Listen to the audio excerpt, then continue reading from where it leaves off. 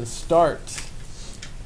Our notes on 6.4 deal with scatter plots and trend lines. And my essential question is, how do I write an equation of best fit? So the first thing I want you to know is, what's a scatter plot? It's where we plot points, plotted points on an x, y axis. A scatter plot is very similar to the words in English. When I say I'm going to scatter something, it means you're going to spread them out. If I scatter, and my room is very scattered, I imagine clothes being on the floor in a bunch of different directions. A scatter plot means we're going to be taking these points of data and plotting them along an XY axis. I'll give you a quick example. Let me scoot this up a little.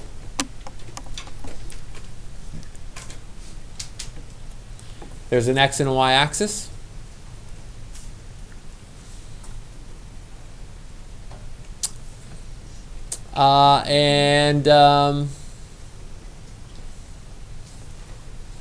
Trying to think of let's do this. Let's do weight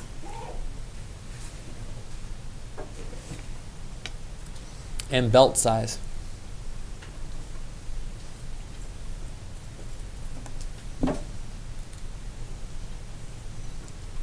How much you weigh and what your belt size is. Kind of two interesting things, okay? I don't know how much you weigh.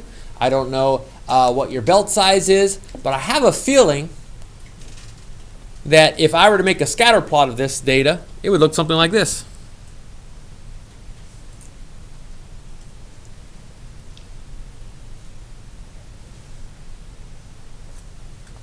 That's what I would think it would look like. I would think that the more you weigh, the bigger your belt size would be.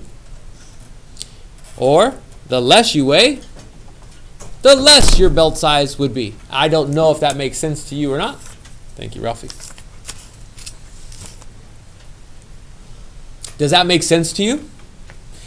This is not going to be a perfect line. Scatter plots, sometimes somebody, they weigh a lot and their belt size is very small.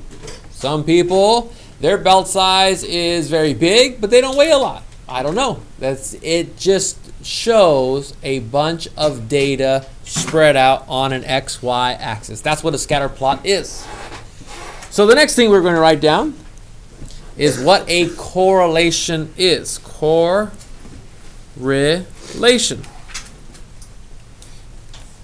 Scatter plot was the first thing. A correlation is our second thing.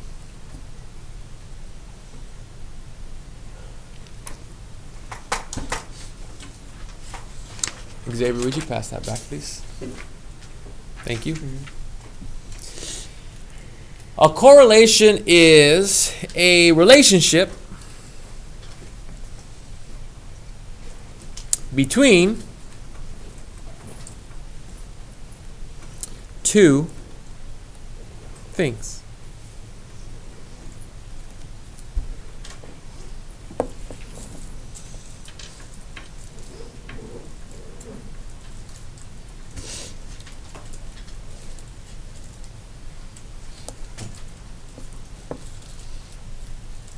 Now let me ask you this question about this scatter plot that we looked at right here. Do you think that there is a relationship between weight and belt size? Do you think that weight has something to do with how big your belt is? How big the size of your belt is? Does that make sense to you? Is there a relationship? The fancy word for that is correlation. Is there a relationship? And it doesn't necessarily mean it has to be a positive relationship. It could be a negative one. It could be a horizontal one. So let's talk about what different types of correlations there are. Okay? Let's put down different types. The types of correlation are positive, negative, and no correlation. There are positive correlations, there are negative correlations, and there are no correlation. Let me give you some examples of a positive correlation. Let's just draw a quick picture, and I'm just going to not even label this with an x-axis and a y-axis. I'm going to have my x-axis and y-axis, but I'm not going to say what it is. This is an example. I'm just going to put a bunch of dots, and my bunch of dots are going to look like that. That is called a positive correlation, because as we go to the right, this one's going up. If it looks like it's going upwards, it's a positive correlation. This is a scatter plot, and it's a positive correlation. Let's look at a negative correlation.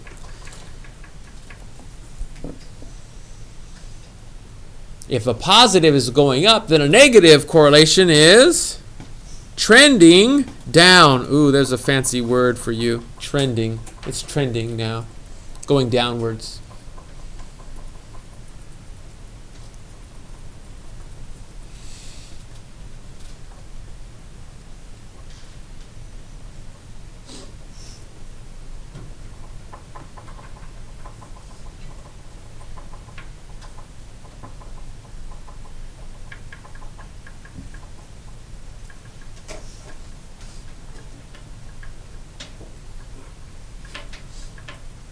And lastly, no correlation. A scatter plot would look like this. If positive's going up and negative's going down, a no correlation graph is where the points are all over the place and you cannot see a detectable pattern. Positive is where it's kind of going upwards. Negative is where it's going downwards. There seems like a downward trend. And no correlation, it doesn't look like any of these points are going in any specific direction. There is no pattern to it. That's what it looks like.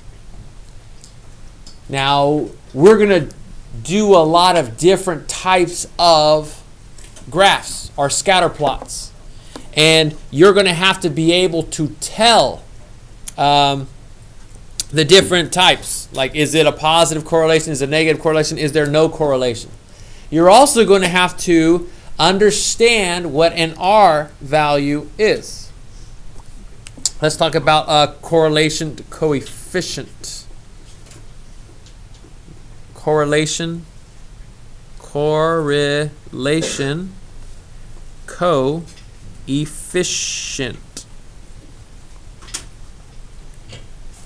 Correlation coefficient. Zoom it just a little bit.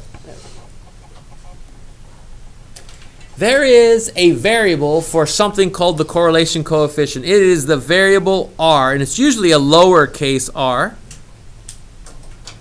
I'm going to underline correlation coefficient because that's something that I want you to know.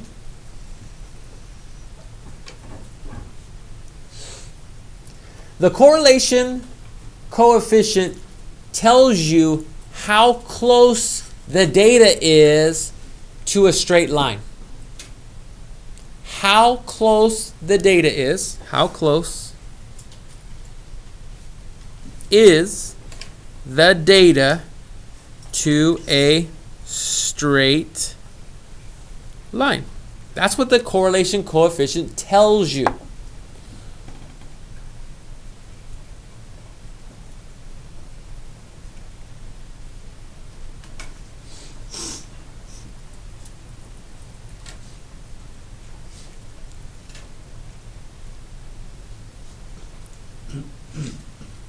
How close is the data to a straight line?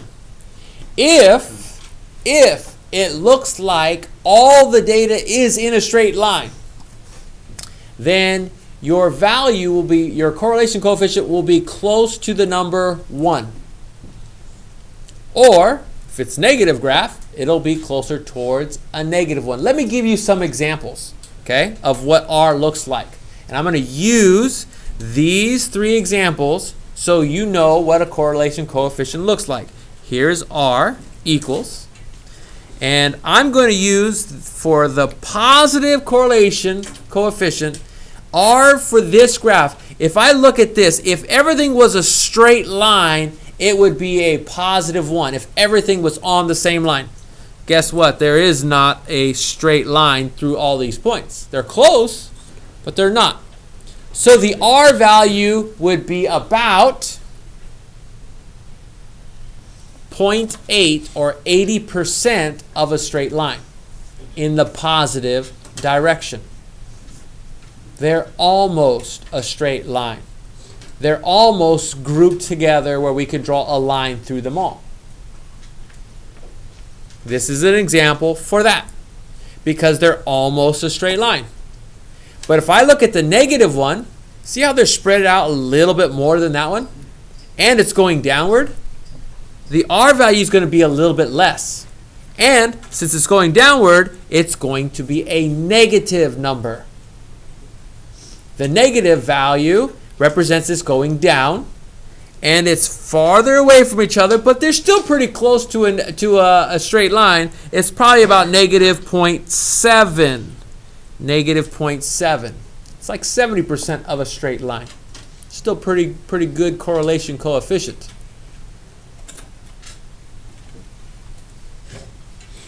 When there is no correlation, the correlation coefficient is going to be really, really close to 0. So an R value for this, and it could be positive or it could be negative, it sometimes looks like this, 0.01. It's a very low correlation. This is like a 1% graph.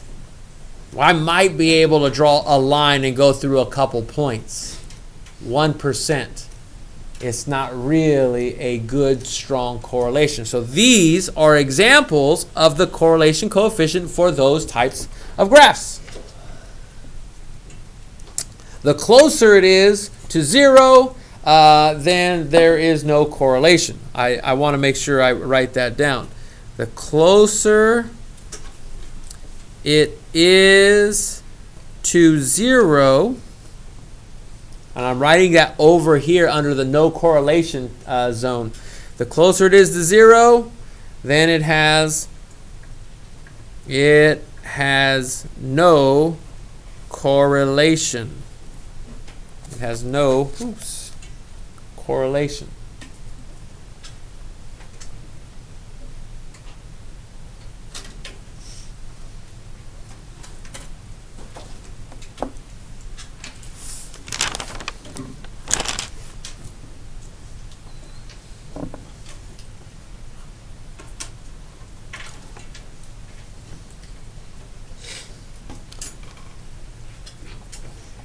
Next word.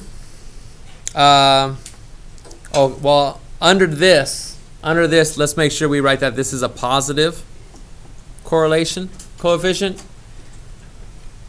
And under this, let's write negative, just so that I know that this is for that graph and this is for that graph. I want it to look and be accurate as we're going through.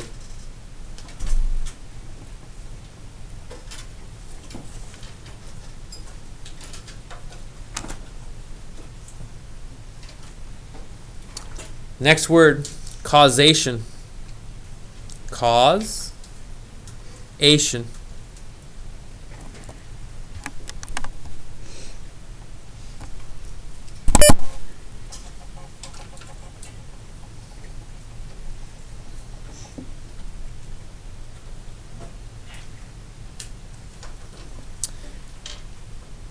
When you see the word causation, I want you to think of, does it get caused by?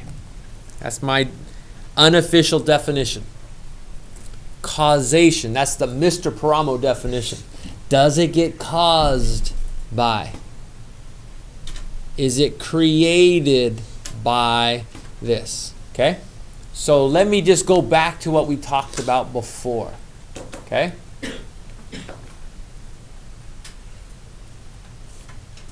Go right back to this example. Remember how we said as your weight increases, your belt size might increase? Okay? Is there a correlation between these two things? Positive correlation. There's a relationship between this idea and this idea. Now, is there a causation? Causation means does weight influence your belt size? Is it caused by your belt size? Think about that. Does the weight, is it caused by the size of your belt?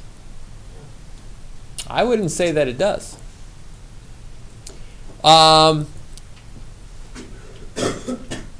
Some people might think, well, you know, the more you weigh causes you to have to undo your belt. I don't know. You know what I mean?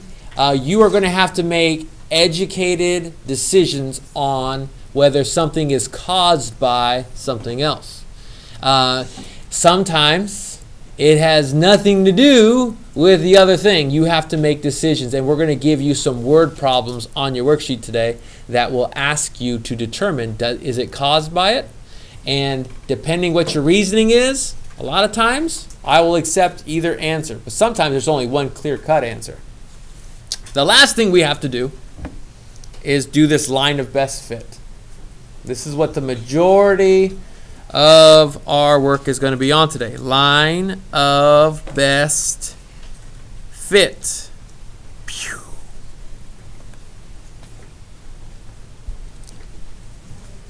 Sometimes it's called the equation of best fit.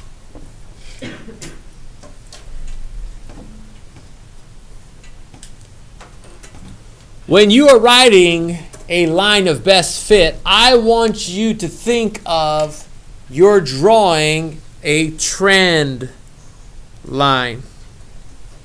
A line that goes through most of the points.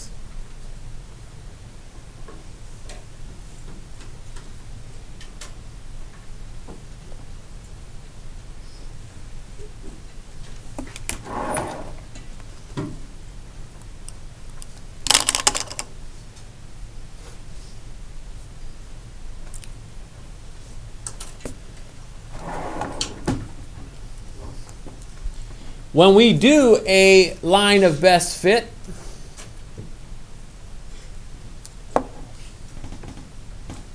we are going to be writing them in terms of y equals mx plus b.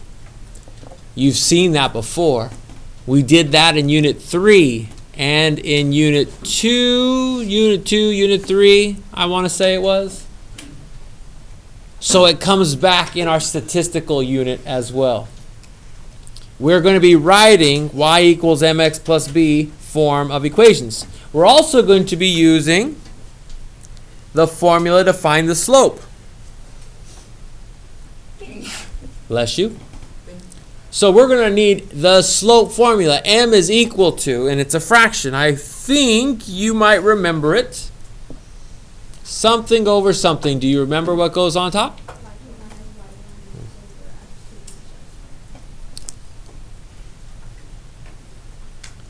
Is that ringing a bell for most of you? So we know what m is. We know that it's the slope. We're going to be using this formula. We're going to be using this formula. And I think the other easy formula to do is to use point slope formula as well. And I'll underline it because we haven't done this one since Unit 3 or 4, I think it was. Y minus y1 equals m, underline the m, x minus x1. I'm going to put a box around that. These are the three formulas we are going to use when we're making our trend lines.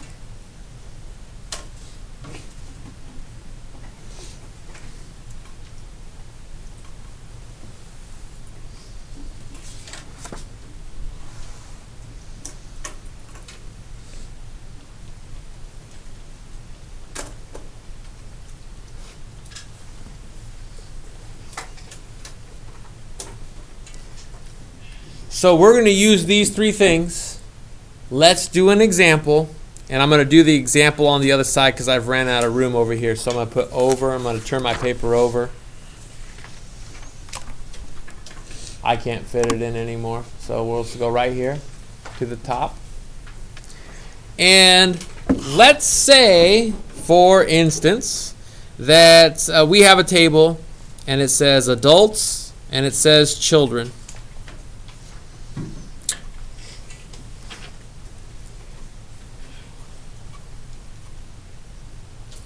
And then we're going to say how many tickets were sold.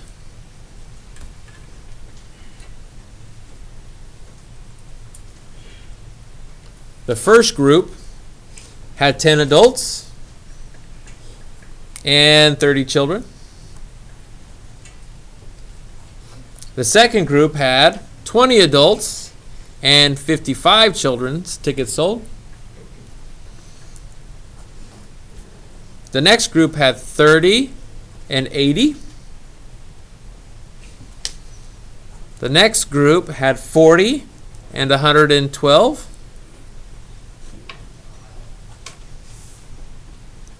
And lastly,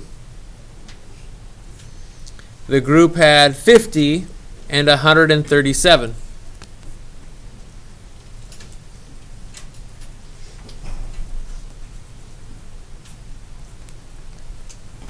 Do not expect this to go up by the same amount every single time. So this was 30. How come it wasn't 60? Because we're using actual data. How come it wasn't 90? Well, because we're using some actual data. So let's do this. Let's make a scatter plot of this information.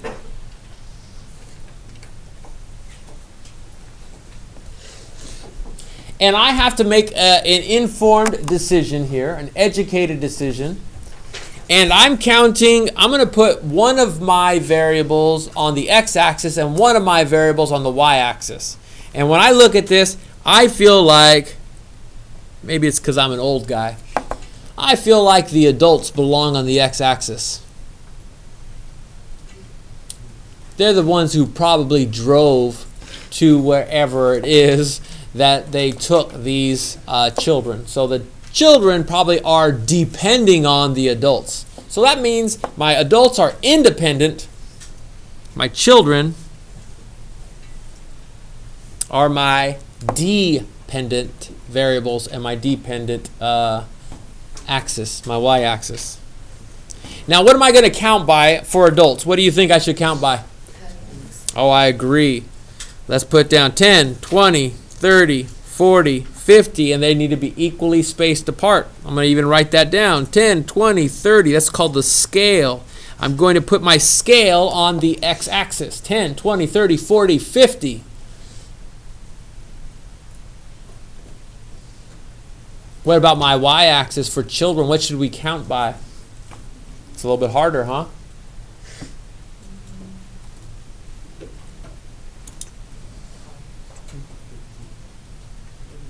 Well, it should be higher than 15 in my opinion. 25? 25, maybe. That would be 6 of those. By 20? I'm thinking 30 would be a little bit easier. I'm either thinking 30s or 50s. Let's go 30. 30, 60, 90, 120, 150. Did I hit all my numbers? Will I be able to plot all of these with that on my y-axis? 30, 60, 90, 120, and then I have 5 of them. That's pretty good. Let's plot some points. Let's make a scatter plot. 10, 30. Dot. 20, 55. Dot. 30, 80. A little less than that 90. Dot. 40. It should be 112. 112. There's 90, 120. I got to go 100 is 10 up. A little bit more than that, so we'll go right about there. It's kind of estimating at this point. 50, 137.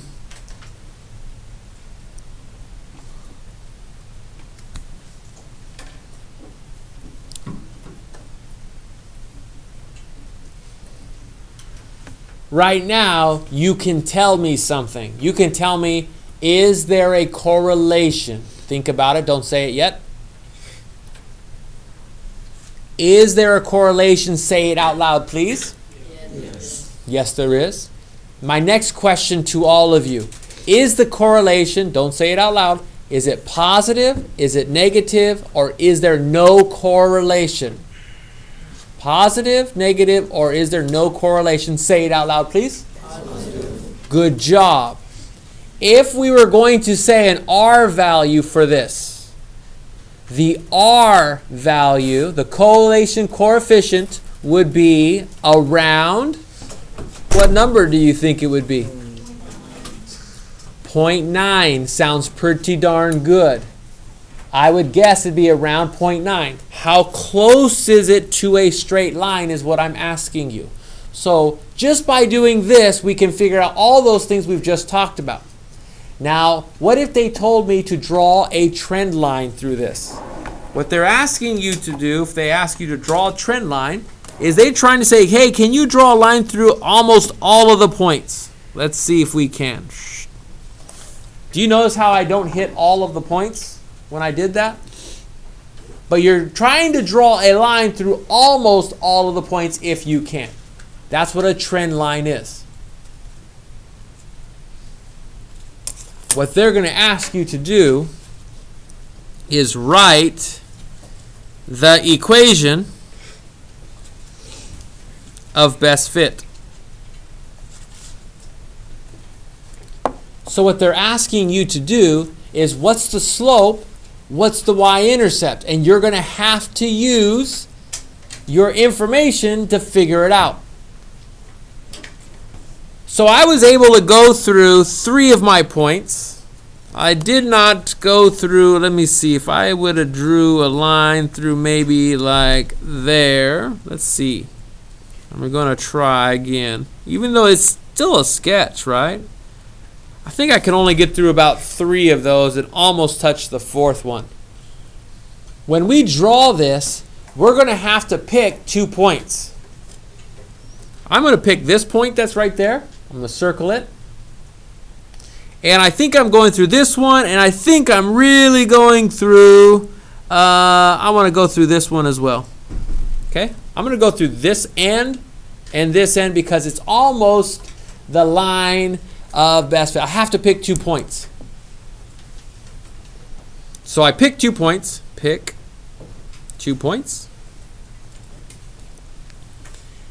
And I can even circle it on my table if I want to. And the first thing I find after I pick the 2 points is I figure out what M is.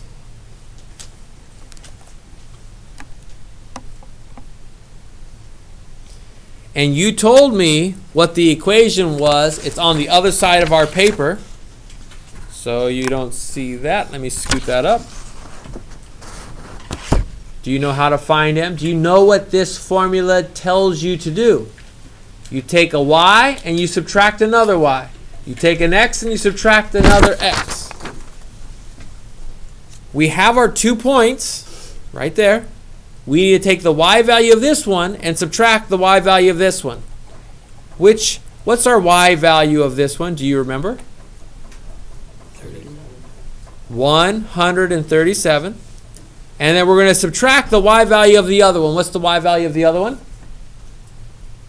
You need the table. Look at the table. So we have this y value, which is children, minus the other children, over. Don't forget, if you started with the 137, you need to use that as your x coordinate, what's above it. So what is the x's that we're subtracting? Now, I do not expect you to do that in your head. You should be able to, oh, I could do that in my head. That's easy. 107 over.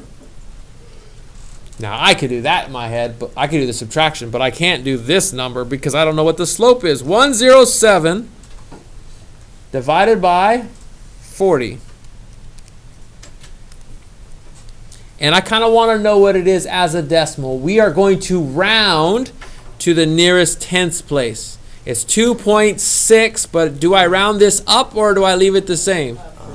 So this is about. I'm going to put a little wavy line here. This means approximately 2.7. Because remember, if I would have picked some other points, we're going to end up rounding anyways. It's about 2.7. That's our m. But I still don't have my equation of best fit. So then what do? I like to go into point slope formula. This is my third step. I write my point slope formula, which is y minus y1. I'm going to underline that. Equals m, underline that, x minus x1. That means we have to have 1 point and the slope. We know what the slope is. We just figured it out. I know what the m is. The m is 2.7.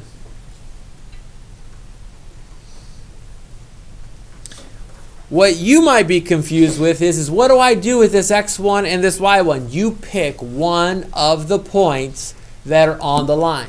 What's the easiest point that I could pick? Are you going to pick the high ones with the big numbers? Or are you going to pick the low ones with the lowest numbers? What's the easiest numbers to pick? The low numbers. Always pick the low numbers because they're easier to work with. Makes your life a whole lot easier. Which one's your x coordinate? Is it the 10 or the 30? If it helps you, maybe you should label which one was on our x-axis, which one was on our y-axis. That'll let you know which one is your x value and which one is your y value. Well, if the adults are 10, then what's the children? What's the y coordinate that we're going to do? 30. Minus 30. We're doing the opposite of that 30. Now you have all the information you need for the equation. You're going to simplify it. We have to go right back to chapter 1. The first thing you learned in this class, or I reminded you of, was something called the distributive property. And what I told you the distributive property was it's like the donut rule. When you have donuts, you can't give donuts to half the class. They don't like that very much. It's not fair, Mr. Paramo. You have to give donuts to everybody if you bring donuts to the class. So 2.7 times x, you're multiplying. 2.7 times a negative 10 is, I can do that in my head. Do you know what it is?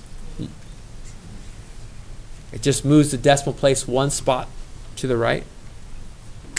Equals y minus 30. You're almost done. You only have one more step to do. We want this y by itself. So I got to move this minus 30. What do I do with that minus 30? We're going to add it. Whatever you do to one side, you do to the other. And then we're going to get this equation or the line of best fit. What is 30 minus 27? Some of you can do that in your head. This is your equation of the line of best fit.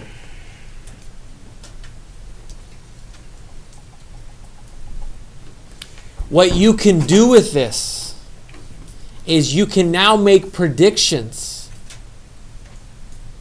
What if, because look at what we have here. We have an equation that really models this. This is that line. And now we can make a prediction. How many do you think if we sold 100 tickets, how many children's tickets do you think we could sell? That's what this line can predict for us. This is how come businesses like these types of models, because they know if I purchase one Super Bowl commercial and I pay $5.9 million, but it goes out to this many people, they can make predictions on how many sales they will have based off of just one advertisement during the Super Bowl. Trust me, there are people who do the math behind every single commercial you saw on Sunday if you watch TV. Okay? We're going to stop our notes right there.